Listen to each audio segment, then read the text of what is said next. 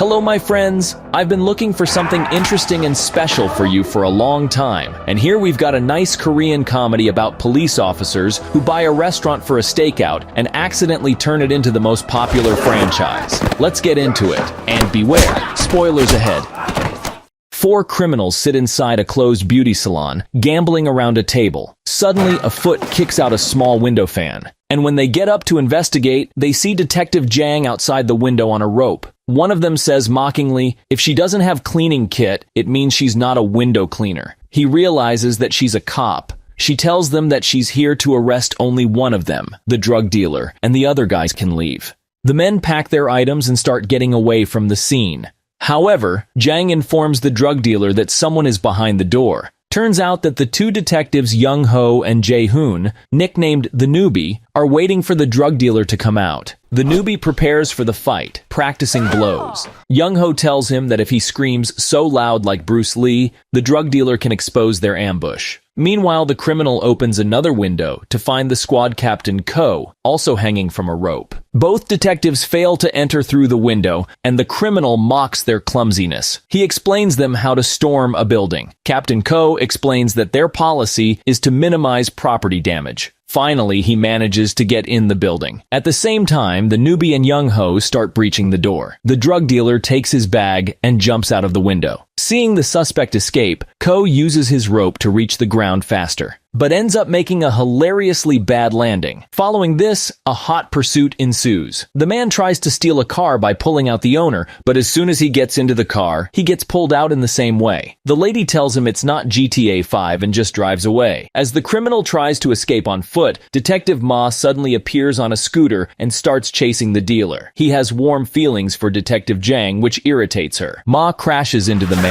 and finally subdues him. Unfortunately, Ma realizes that he forgot to bring the handcuffs. Taking advantage of the opportunity, the drug dealer tases him and starts running away, but soon gets hit by a Hyundai bus. The accident paves way for a chain of other accidents, leaving the detectives stunned. In the next scene, the detectives stand in front of their chief while he reads the case reports. The chief informs them that they decimated a total of 16 cars whose owners are furious at them. He shows them the video of that woman who threw the criminal from her car. To add insult to injury, he also delivers the news that Ko's junior detective Choi has been promoted. Turns out that Choi stopped a major drug deal with his organized crime unit. The other detectives are shocked by the news, telling that Choi is much younger than Captain Ko. The chief asks Ko if he's tired of being captain for so long. When Ko tries to speak, the chief makes them leave the room by throwing things at them. Outside, Jang accuses Detective Ma of budget tampering and tells the others that she will handle finances from now on. Ma tells them that he went undercover in a casino and had to blend it. Suddenly, Jang finds a casino chip inside Ma's pocket, which enrages Ko. He starts punishing the careless Ma for wasting their entire budget when Choi's detective unit smugly passes by. Ko stops him and says they could have collaborated had Choi informed him about the case 2 months ago. However, Choi reveals that he didn't want to involve them because of their past failures. He also mocks Ko about the recent case. After that, Choi invites everyone to celebrate his promotion with dinner. Later that night, Ko's team joins Choi and his group for a barbecue. While their teams are eating together, Ko looks dejected as he sits with Choi at a different table. There, in the name of competition, Choi hands Ko a lead, a drug lord named Mubei, who has started assembling gang members. Choi also informs that Mubei's right-hand man Hong got out of jail 6 months ago.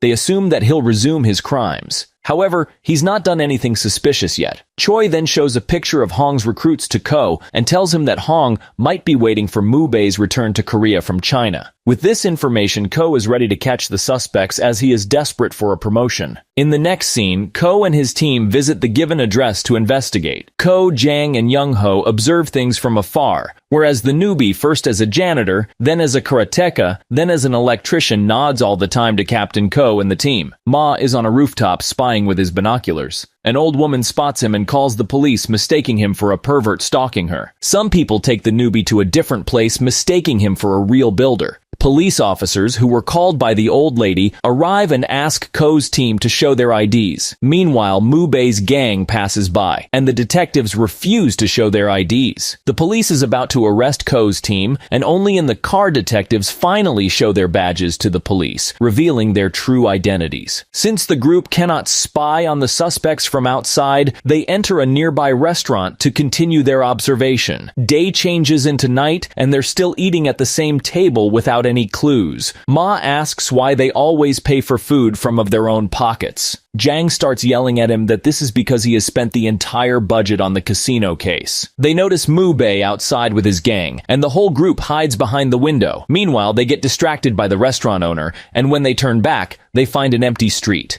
This devastates the team as they don't want to hand the case to Choi's unit. They can see through the window how the food delivery man enters the building without any problems. Just then, Ko comes up with a plan. He asks the owner if the goons order any chicken from there, to which he says yes. The team becomes very happy hearing this, but their smiles soon turn into disappointment when the owner reveals that the goons are his only customers, and hence he's putting the restaurant up for sale. Ko wants to install cameras and other spying equipment inside the goons' apartment, so the cops wonder how to buy the cafe. Ko says that the chief won't give money to their team anymore. The newbie is ready to donate his wedding savings because he doesn't really love his girlfriend. Captain Ko says he's going to withdraw all his life savings secretly from his wife. Later that night, Captain Ko comes home and asks his wife to cook dinner. He gives her the Gucci-branded bag. His wife looks inside, full of hope, expecting to find some Gucci stuff inside, but there are only his dirty clothes. She cuts onions and freaks out that everyone is being promoted, but not her husband, who is still a captain, although the retirement is just around the corner. Next morning, the cops gather their savings and buy the restaurant. Soon the team installs wireless taping devices in the goons building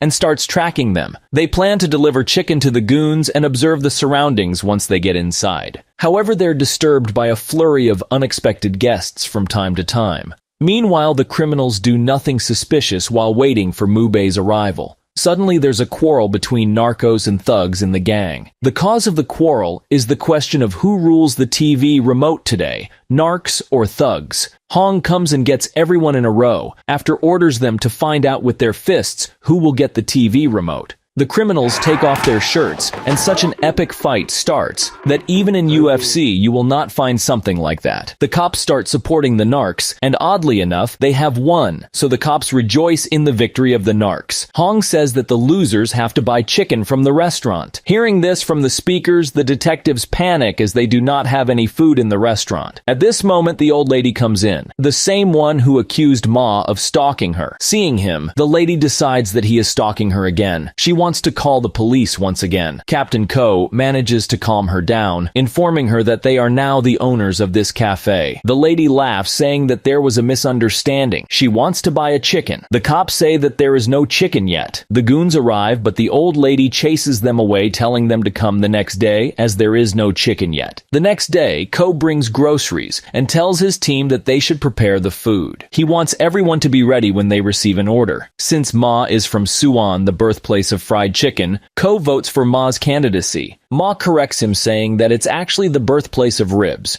Ko arranges a competition between his colleagues. So every one of them goes to fried chicken. Turns out that Ma's chicken is extremely delicious. He is appointed as chef. Two customers walk into the restaurant and order sticky chicken. Ko and Ma realize that they don't even know how to make a fried chicken sauce. The only sauce Ma knows is marinade for ribs. Left with no choice, Ma prepares fried chicken with marinade. The customers are amazed by the taste of the fresh new formula. The couple shares their impressions on social networks, and now the restaurant is full of people. Undercover cops only have time to serve everyone and fry chicken. They get nervous since they can't do their real job. The cash starts flowing in. Captain Ko comes home and gives his wife a branded Gucci paper bag once again, this time with a real Gucci bag inside. The wife says it's too expensive and finds money inside the bag. She goes to take a quick shower. Ko is confused what's going on. Next morning, due to the current turnover, 2 reporters come to the restaurant and want to report on the fried chicken rib. But Ko rejects their offer as it might expose their case and chases them away. The humiliated reporter vows revenge. One night, while looking for movements, Young Ho finds Mu Bei getting in a car and tries to alert his team. However, everyone is busy because of a packed restaurant, and no one can get his message. As a result, he decides to follow the cars alone. Unfortunately, the cars split up at an intersection, leaving Young Ho confused about which car to follow, as he doesn't know which car Mu Bei got inside. He returns to the restaurant furious, but his teammates instead yell at him for not helping in the crowded restaurant. Young Ho gets irritated and tells them about the happenings earlier. He confronts the group, asking if they forgot about their actual purpose there. Hearing this, Ko realizes that they have gone too far into the restaurant business and have to strategize. They increase the price of their menu so that no one visits them anymore. But it backfires. Customers start calling it Emperor Chicken, and the place becomes even more popular. Now every Japanese tourist wants to visit the legendary restaurant. Young Ho continues surveillance and wants advice from his captain, but Ko is too busy with the restaurant and has no time for his subordinate. The criminals don't come at all, so the group once again gets confused about what to do. Ma suggests to offer free chicken as an opening gift with beer and coke mixed with roofies.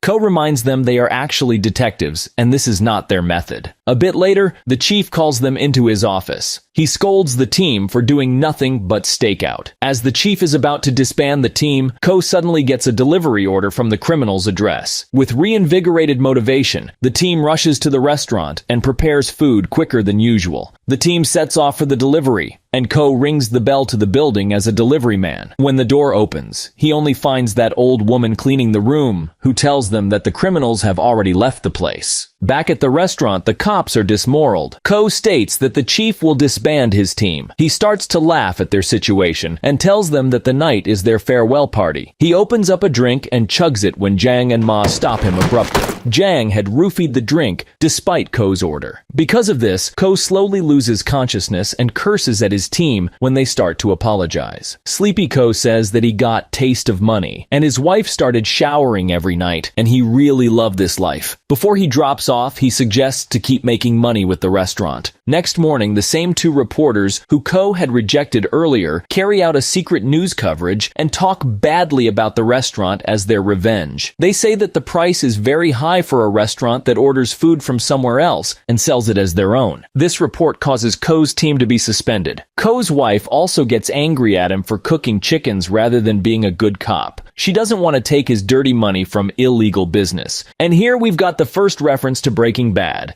You know, Heisenberg was the cook, and now Ko is the cook, like he is doing something illegal. I'm the cook. But then she tells him that she only cares about Ko's safety, not the money. She's ready to start new life and do any job so that he no longer has to cook chicken. The wife offers to run new business with their life savings, but she doesn't know that Ko wasted it buying the restaurant. This makes Ko feel guilty, and he bursts into tears. Watching the news report about the restaurant, Hong tells his boss, Mu Bei, that they had to leave the place due to the crowded restaurant. Another assistant, named Young, offers to buy their business and run a chain of successful fried chicken restaurants and use it for meth distribution. And here we've got another reference to Breaking Bad. The next day, the team returns to the restaurant to work. Ko needs to keep running the restaurant to make up for his life savings, or else his wife might divorce him. Suddenly, Young appears in the restaurant and proposes to franchise the business. The group thinks he's a fraud and tries to kick him out, but he offers a massive cash investment, and they finally believe him. In no time, different franchises of the restaurant get established in various places.